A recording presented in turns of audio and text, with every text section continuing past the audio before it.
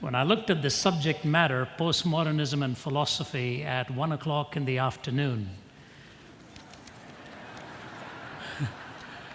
I didn't know if it was a test of your mental agility, my capacity to engender interest, or both, especially since Chesterton said everyone's worldview changes dramatically 30 minutes after lunch. So I don't know what worldview you've brought here, but we are going to push you to the limit. You will have to bear with us, humor aside. These are tough subjects. If you deal with them in a surface manner, you do injustice to the theme, and you're unfair to the protagonists on that side of the issue. So at times you might just wonder where this is headed, whether you're really going to be able to come to terms with the ideas, or you may just want to switch off. Don't. Because the bottom line is that it is a worldview that needs to be responded to, needs to be dealt with. It has some surface issues, but it also has some philosophical underpinnings. And the goal will be, hopefully, to give you both the surface understanding of it and the depth understanding of it. John Reed, the well-known Anglican bishop of years gone by from Sydney, Australia, was on one occasion telling this story. I forget what the context was, but as soon as he finished telling the story, I thought to myself, that is a classic illustration of postmodern thinking. He talked about these two Australian sailors who just gotten off the boat in England and wandered out into the night to enjoy the nightlife, and they stepped into an English pub, enjoying all the offerings for the night there. They had inebriated quite a bit and stepped out of the pub, wobbling on their feet into a dense London fog. And as they were staggering there outside the pub, they saw a man coming in, unknown to them. He was a highly decorated British naval officer. And so they waited till he came close, and they said to him, "Say, you bloke, do you know where we are?" The English naval officer, rather offended by this, looked at them and said, "Do you men know who I am?" At which point one Aussie said to the other, "We are really in a mess now. We don't know where we are, and he doesn't know who he is." That is the quintessential explanation of what postmodernism is all about. We don't know where we are. We don't know who we are. And yet we are pontificating with rather thick volumes on all of this. Last year I was asked to speak at Johns Hopkins on the theme, what does it mean to be human?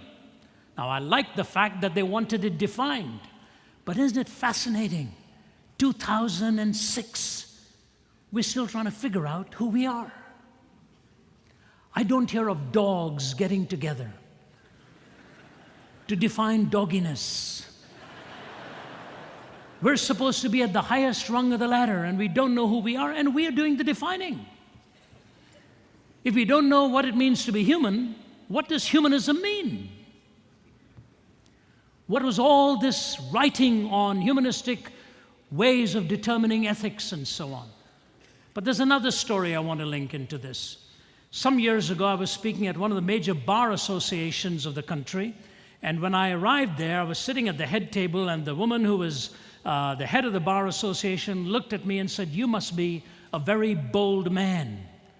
I said, "Why do you say that?"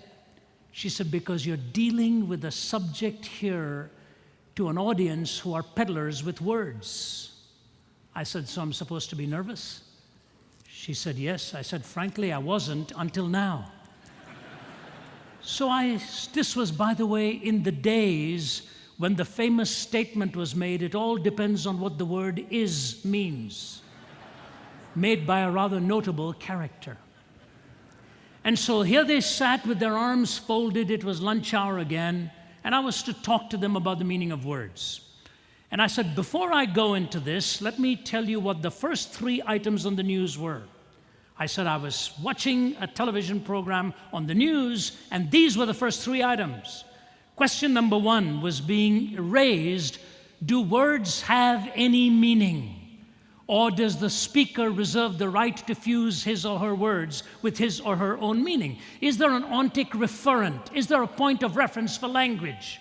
Or does the speaker determine that right to say whatever he or she wants and mean whatever he or she wants? And in our salvation by survey culture, the roving cameraman went around asking the world, do words have any meaning, or do we reserve the right to fuse our words with any meaning we choose to? If the words didn't have any meaning, what does the question actually mean?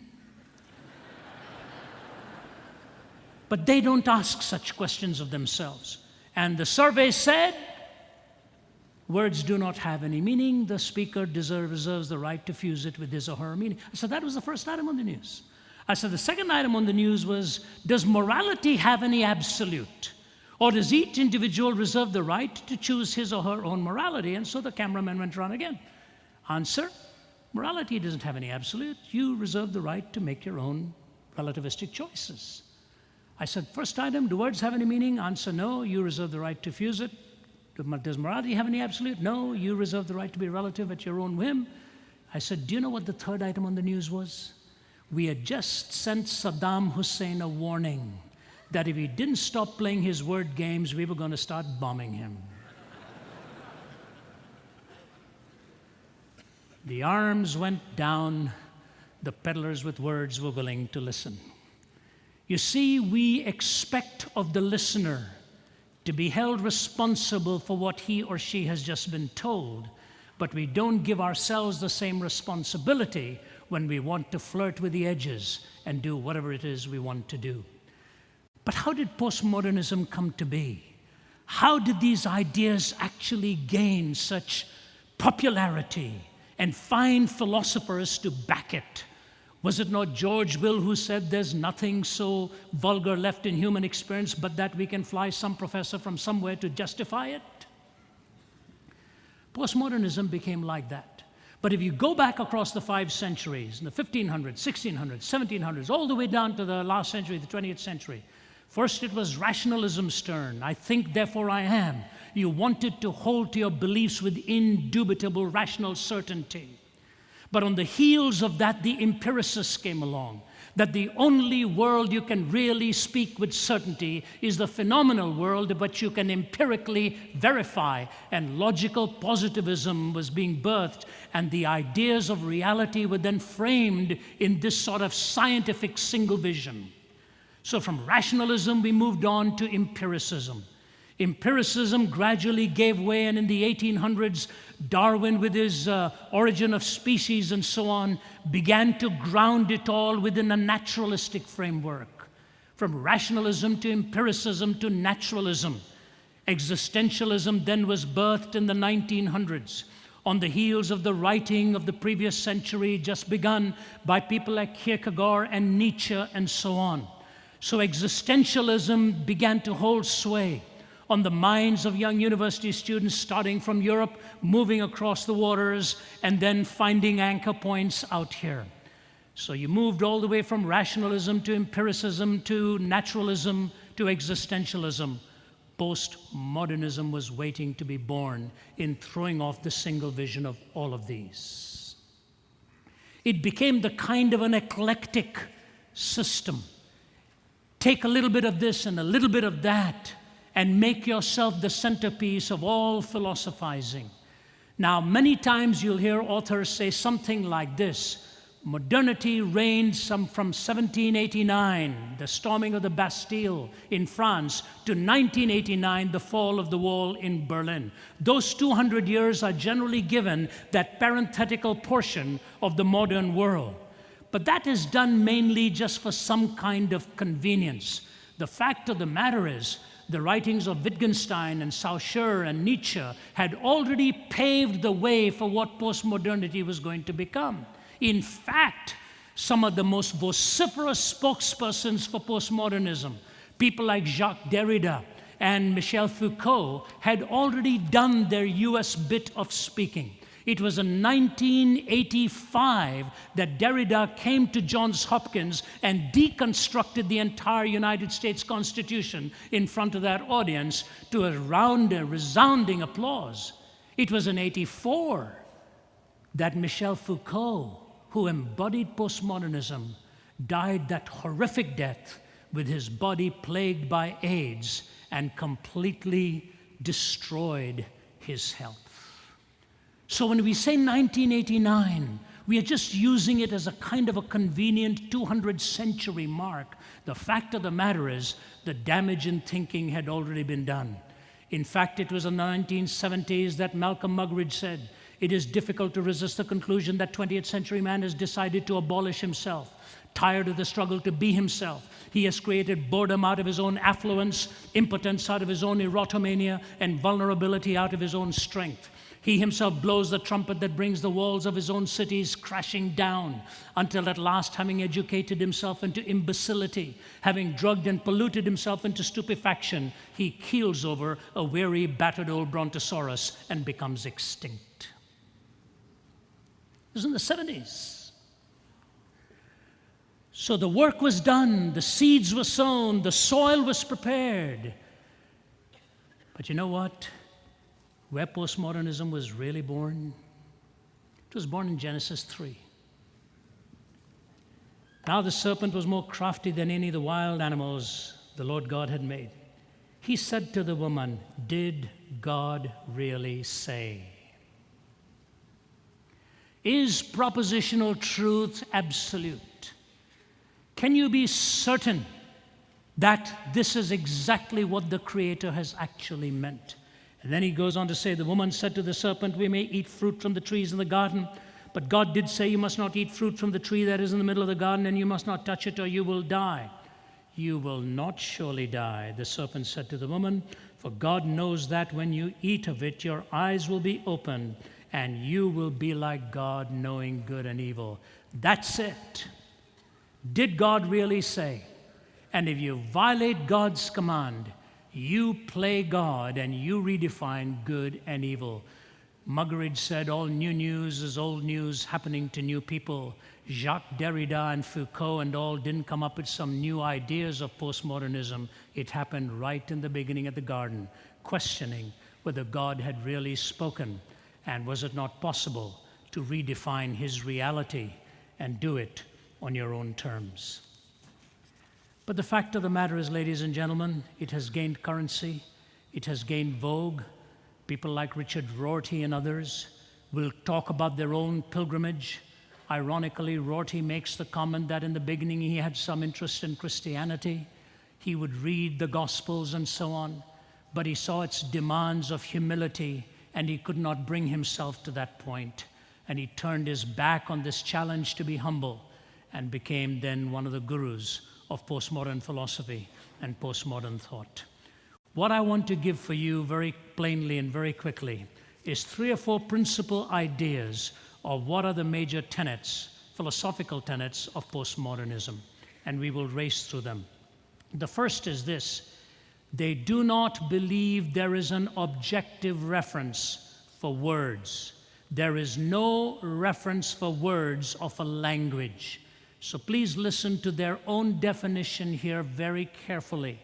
It is based on an epistemology that holds to a limitless instability of words, on an epistemology, a truth basis that holds to the limitless instability of words.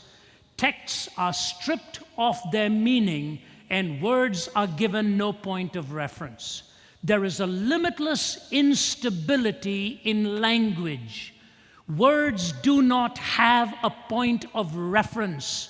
You have your point of reference for language, I have my point of reference, and so the ground is always shifting in speech and in thought and in any form of propositional truth. Fascinatingly, Paul de Man, one of the spokespersons for trying to sustain this point, of all places, he goes to Archie Bunker. For those of you in less than that generation, this was quite the show of all shows that broke all of the revered kinds of humor about 30 years ago. So Archie Bunker, what was his name? Carol O'Connor and Gene Stapleton, Archie Bunker and Edith Bunker. He was sort of the quintessential right-wing snob who bullied his wife and bullied everybody else and sneered at everyone else. And Edith was sort of that half-dumb wit, but was actually smarter than him. And so at one point he says to her, "Edith, This is Paul Deman, by the way, giving this illustration. Edith, would you pack my bowling shoes into the bag? And so Edith says, Archie, would you like them laced from the top or from the bottom? And you can just see the expression. He says, Edith, what's the difference? And she goes into a prolonged answer on what muscles are held in place with the top lacing over against the underlacing, and the audience is roaring, and Archie Bunker is just staring at her, incredulous. Paul Deman says, this proves, now brace yourself for this statement. Here's what he says. This proves that rhetoric radically suspends logic and opens up vertiginous possibilities of referential aberration. What? That rhetoric radically suspends logic and opens up vertiginous possibility of referential aberration. What he's really saying is, it takes you to dizzying heights of meaninglessness. What Paul Deman does not understand is that the reason the audience was laughing was because Edith did not understand Archie's question. Archie was really saying, I couldn't care less. Do it at the top, do it at the bottom. She's going into this physiological impact of lacing shoes. But you know, they move from this horrible sense of superficiality to something that becomes extremely serious. And here's where I want to read for you this notation. Anthony Freeman, in his book, God in Us, A Case for Christian Humanism, talks about what the postmodernist actually means by language and how they make the charge. Listen carefully now. He is dealing with Isaiah 44, 14 to 17. He quotes the verse and then responds to it. Follow me carefully. The prophet Isaiah says, all who make idols are nothing, and the things they treasure are worthless. He cuts down cedars, with some of it he takes and warms himself, and he kindles a fire and bakes bread. But he also fashions a god and worships it. He then prays to it and says, save me, you are my God. So he takes the tree, cuts it down, makes an idol, worships that idol. In the end, it's something that he has fabricated with his own hands. Anthony Freeman says, that's what the prophet Isaiah says. But listen to what Freeman goes on to add. He says this, the writer, who is Isaiah, failed to realize how close his own case was to that of the pagan whom he was lampooning. The idol worshiper had constructed his idol with wood. The author made his God out of words.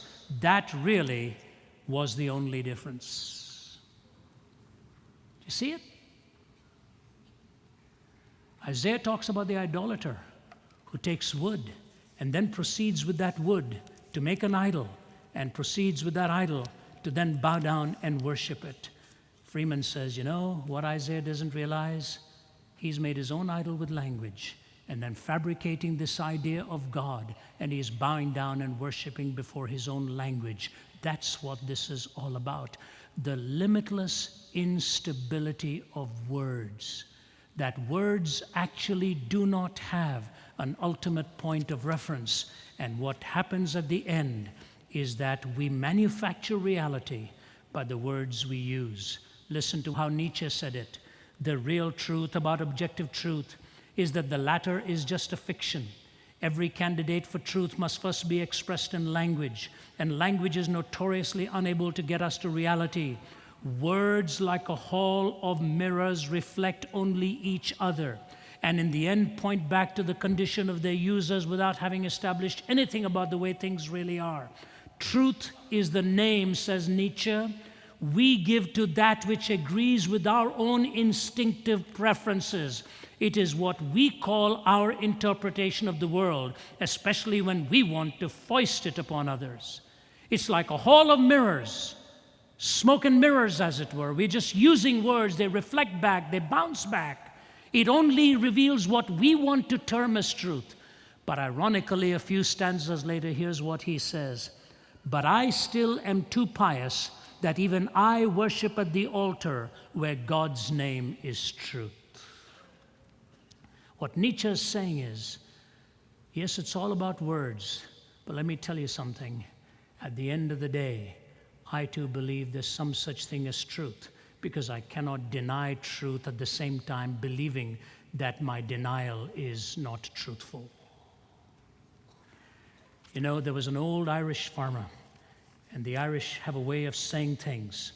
It is something like this. The story goes, a tourist is driving around, and he gets lost way out in some hinterland in parts of Ireland there.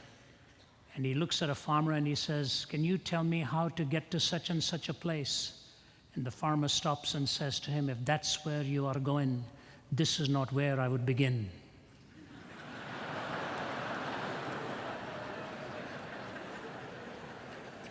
If postmodernism wants to end up with autonomy, this is not where to begin. But this is where they begin. They basically end up cutting the branch on which they are sitting. They are talking about the limitless instability of words, but they use words and words and words and words and words, telling us that their philosophy is actually quite stable because they are explaining it so thoroughly. So the first point is basically there is no point of reference for words. Secondly, there are no laws of logic which we should be seeing as superintending or governing our discourse. No indubitable laws of logic. The laws of logic are cerebral. They are sort of ways in which we construct our own Western world or Eastern world. There are actually no laws of logic that are undeniable. Now, the truth of the matter is, ladies and gentlemen, when you go to the laws of logic, there are fundamentally four. There are many subsets under these, but fundamentally there are four. One is the law of identity. When you have identified something as A, you're not talking about non-A. The second is the law of non-contradiction. The third is the law of the excluded middle, which basically means just because two things have one thing in common does not mean that they have everything in common. And fourth is the law of rational inference. The law of identity, the law of non-contradiction, the law of the excluded middle, and the law of rational inference. These are the four fundamental laws of logic which we assume or are subsumed in our discourse. But the postmodern thinkers logically want to argue that logic doesn't really work. They want to debunk this notion of logic.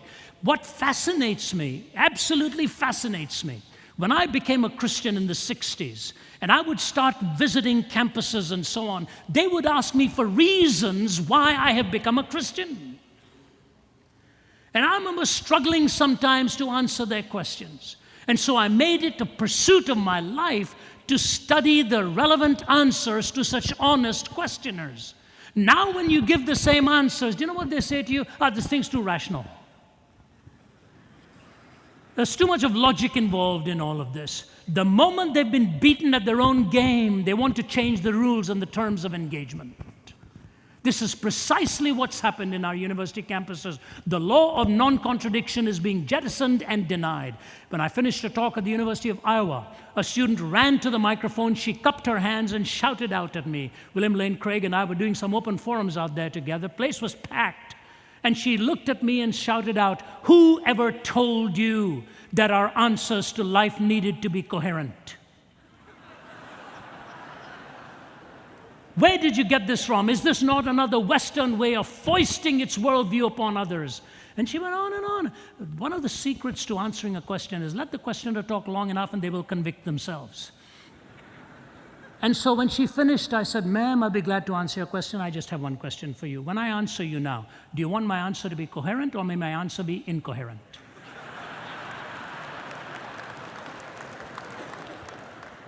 And the audience roared, and I said, "You know what?" I said, "Hold that laughter." I said, "I really want to know where she's coming from. Is she comfortable with contradiction only in herself? Or is she comfortable in contradiction with any counter-perspectives as well?" You may have heard this, so forgive me for repeating it if it's familiar too, but this happened years ago, and then I'll move to my next couple of points. It was in Santa Barbara, California. It was in the 1980s or so. And I was dealing with a series of talks on why I believe Jesus Christ to be the only way to God. And a professor of philosophy, an American gentleman, came up to the front and said to me, I want you to do me a favor. I want you to deal with the subject, why you're not a Hindu, he said. He said, because I have become a Hindu. I said, well, I'd be interested in hearing why you have, and so on and so forth. I said, this is fascinating. He said, no, you don't need to hear that. I want to hear from you why you're not one. I said, you want me to take a whole talk on that? He said, yeah. I said, no, I don't want to do that. I said, I learned a long time ago, when you throw mud at others, not only do you lose a lot of ground, but you also get your hands dirty. He didn't find that funny. He just looked at it, looked at me, and he said, no, I want to take you on. He said, you know what? I'll challenge you. You speak on why you're not a follower of that worldview. I'll bring my whole class on philosophy, and we'll rip you apart at the end of it. I said, that's supposed to be an inviting feeling for me? I said, look, I'll make a deal with you. Let's go out for lunch. And I gave him my famous line, you pay, I'll pray, and we'll have a good time together. I said, I don't want to impress your students. I don't want you to impress anybody else. It's just you and me. He said, can I bring the professor of psychology with me? I've always wondered why he wanted to do that. Whether we were going to be two subjects under scrutiny or study or what. I said, I'm happy for you to bring him, but you and I are going to talk, not him. Just you and I. He said, okay. So we went out for lunch, and he began his long discourse with his opening line, which was flawed. He began by saying to me, there are two kinds of logic. Actually, there are many more, but you don't stop a person that quickly. So I said, keep going. And he said, there are two kinds of logic. And he said, Ravi, the kinds of logic are these. One is the law of non-contradiction, the either-or system of logic. If an affirmation is made, an assertion is made, you say it is either this or that, not both of these. And he gave several illustrations on this. He said the problem with that either-or non-contradictory type of logical system is that it's a Western way of thinking. I said, no, it's not. He said, yes, it is. I said, no, it's not. He said, yes, it is. I said, no, it's not. He said, yes, it is. I said, keep moving on then. He said there is a second kind of logic, that is the dialectical system of logic, both this and that. He said if you look at a systematic treatment of Eastern philosophy, you ask one person, is God personal? He says yes. You ask the other person, is God personal? He says no. You ask a third person who's right, he'll say both of them. He says because the Easterner does not worry about contradiction. It's the dialectical system of Hegel and Marx and on and on. And he went and he said, the dialectical both hand is an Eastern way of thinking. I said, no, it isn't. He said, yes, it is. I said, no, it's not. He said, yes, it is. I said, no, it isn't. He said, yes, it is. I said, move on. So he'd established these two propositions. The either-or system of the law of non-contradiction is a Western way of thinking. The both-hand dialectical system is an Eastern way of thinking. He drew his conclusion now. What you really need to do, Ravi, when you're studying Eastern philosophies, rather than saying that you've dismissed it because of systemic contradiction, is to say, but this is the way we think in the East, so it's okay. You should not worry about contradiction. They don't. He said, your problem is you're studying the Eastern religion as a Westerner. The irony of this conversation was this was a Westerner telling me that. I said, okay. I said, sir, I just have one question for you. Because by now he'd used up all of his placemats and everything.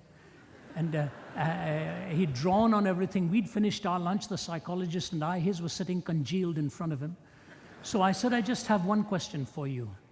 What you're telling me, sir, is that when I'm studying Eastern philosophy, I either use the both-hand system of logic or nothing else. Is that right? That I either use the both-hand system or nothing else. Is that right? He just picked up his knife and fork. He put it down. And God is my witness. Here's what he says to me. The either-or does seem to emerge, doesn't it?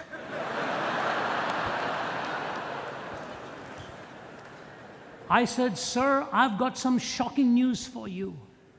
Even in India, we look both ways before we cross the street. It is either the bus or me, not both of us. I said, and you've got your facts wrong. Shankara, the leading proponent of monism, of the Hindu kind, was an either-or believer. He believed in the law of non-contradiction. Gautama Buddha was born a Hindu. He rejected Hinduism and founded Buddhism because he subscribed to the law of non-contradiction. Muhammad very clearly subscribed to the law of non-contradiction. The question is whether those systems are true or not, standing up to their own tests by their own leading protagonists. I said, you know what? You spent the last hour using the law of non-contradiction with which to debunk it. You were telling me either I use your system or nothing else. When I told my brother-in-law this, who's a Hindu convert, he said to me, he said, that's funny. He said, you're an evangelist, I'm an expositor. You go for the jugular, I go for the defense. He said, if he'd said that to me, I would have said, if both hand is all that you crack it up to be, why can't I use both the both hand and the either or?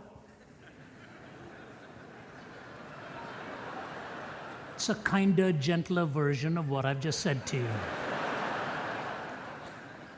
But when you look at postmodernity, no ontic referent for language, no objective place for logic. Thirdly, you move very quickly. There are no boundaries for meaning. There are no boundaries for meaning. And you know what? It is sad when you think of what happens in the lives of those who've lived it out. I don't want to celebrate this tragedy, but since postmodernism believes in the story to a certain extent without a meta-narrative, let me read for you the story of a postmodernist. I'm reading for you how the life of Michel Foucault ended in 1984. I think he was about 56 years old. He was the grand professor of philosophy in Paris. He died there in the same hospital on which he had once written a major book on madness and civilization. It is Os Guinness who tells it so powerfully that for me to try to tell it in my own words would be rob the impact of the impact it had on me when I read it. Please give me your undivided attention. Night had fallen on Death Valley, but for the three men sitting there on the edge of a cliff in the spring of 1975, the darkness was anything but inert. It was crackling with anticipation and with the electronic music of Karl-Heinz Stockhausen's Kontakt. Soon, for each of them in different ways, it was also exploding with the ecstatic visions of their LSD tripping. Two of them, the young Americans, had experienced acid before, but for the third, a Frenchman in his late 40s, the experience was novel and shattering. 2 hours later, he gestured towards the starry heavens. The skies exploded. The stars are raining down on me. I know this is not true, but for me, it is the truth. The trip was enough of a gamble for the Americans. It was their idea, and they might have just blown the fuses of the man they considered the master thinker of our era. It was a far greater risk for Foucault, world-famous philosopher, militant and professor at prestigious Collège de France, but one he undertook eagerly. Ever since he was a young man, Foucault had been on the Nietzschean quest to become what one is. Or as Nietzsche had expressed it most strangely, why am I really alive? What lesson am I to learn from life? How did I become what I am, and why do I suffer from being what I am? Foucault aimed to complete this quest through the ordeal of limit experiences, going to the extremes, and through the discovery of the Dionysian element in his personality within. He had said once, "It is forbidden to forbid." But that night in Death Valley, he increased the stakes of his lifelong wager. He'd always been fascinated with madness, violence, perversion, suicide, and death. Now he wanted to liberate himself further by transgressing all boundaries. Buffeted by a strong wind, the three men huddled together on the promontory. Foucault spoke again, tears streaming down his face. "I'm very happy tonight. I'm very happy. I have achieved a full perspective on myself. Now I understand my sexuality. We must go home now." Only Foucault's friends know the full story of that evening in Death Valley, but there's no question that it changed him, especially his thinking on sexuality. It propelled him with reckless abandon into the doomed mid-70s San Francisco world of free sex, powerful acid, altered states of consciousness, and death from AIDS. Defiant in its openness, reckless in its conviviality, the homosexual world of Castro, Polk, and Folsom streets had suddenly become one of the wildest, least inhibited sexual communities in history. For Michel Foucault, the lower was irresistible. He was a non-stop testing ground, rich in limit experiences for both body and mind. He ended up with that Faustian gamble, dying a horrific death of AIDS at the age of 56. That's his story. And you know what? I have a strong sense that the Son of God weeps at the loss and misplacement of such genius. He was a brilliant man. He was a brilliant man. But here's the point.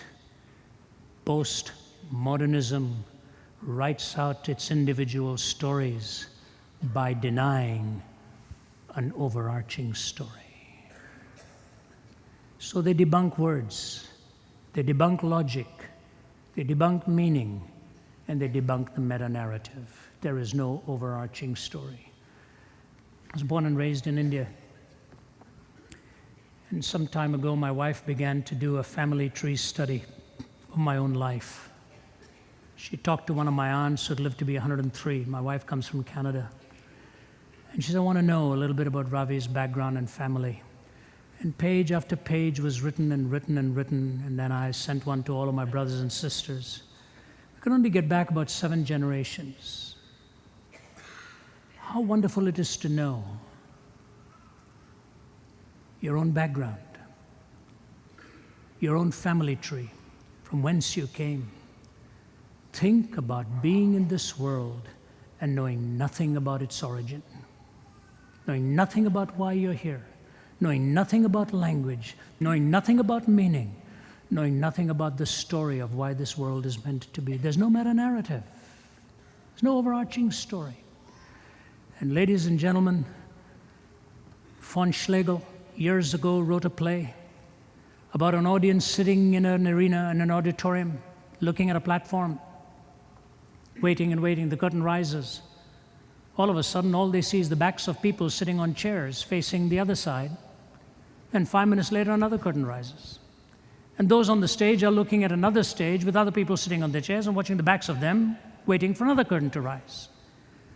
After about 20 minutes of this, the people in the actual auditorium start looking around to see if they too are on a stage. There's no point of reference whether you're author or spectator. You know, the tragedy, as I said, is genius gone wrong. Let me close with a couple of thoughts for you here. And with that, I will come to an end. Well, Sam, will you tell me the parable of the Good Samaritan? This is a young ordinand about to get his first interview. Yes, sir, I will, sir. Gladly I will. Once there was this man traveling from Jerusalem to Jericho, and he fell among thorns, and the thorns sprang up and choked him. And as he went on his way, he didn't have no money. And there he met the Queen of Sheba, and she gave him 1,000 talents and 100 changes of raiment. And he got into a chariot and drove furiously. And when he was driving under a big juniper tree, his hair got caught on the limb of that tree, and he hung there many days, and the ravens brought him food to eat and water to drink. And he ate 5,000 loaves of bread and 2 fishes. One night when he was hanging there asleep, his wife Delilah come along and cut off his hair. And he dropped and fell on stony ground. But he got up and went on, and it began to rain. And it rained and rained 40 days and 40 nights. And he hid himself in a cave, and he lived on locusts and wild honey. Then he went on till he met a servant who said, "Come take supper at my house." And he made excuse and said, "No, I won't. I have married a wife and can't go." And the servant went on into the highways and in the hedges and compelled him to come in. After supper, he went on and came down there to Jericho. And when he got there, he looked up and saw that old Queen Jezebel sitting down way up high in a window. And she laughed at him, and he said, "Throw her down out there." And they threw her down, and he said, "Throw her down again." And they threw her down 70 times 7. And of the fragments that remained, they picked up 12 basketsfuls, besides women and children. And they said, "Blessed are the peacemakers," P-I-E-C-E. Now, whose wife do you think she will be on that judgment day?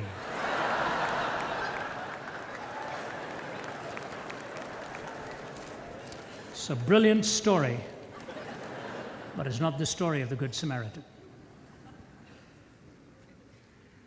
He didn't get the job. Do you know the story of the gospel? Tell me the story of Jesus. Write on my heart every word. Tell me that story so simple, sweetest that ever was heard. Tell how the angels, heaven, sang as they welcomed his word. Tell me the story of Jesus. Write on my heart every word. She says, whisper it in my ear till I can see his love. Fanny Crosby, a blind woman. There's a story to be told. There's a story that's messed up, and geniuses are leading our world astray. Take to the word, take to his reason, find his meaning, and tell his story well. There are many who are waiting to hear good news. Postmodernism was bad news. God bless you. Thank you very much.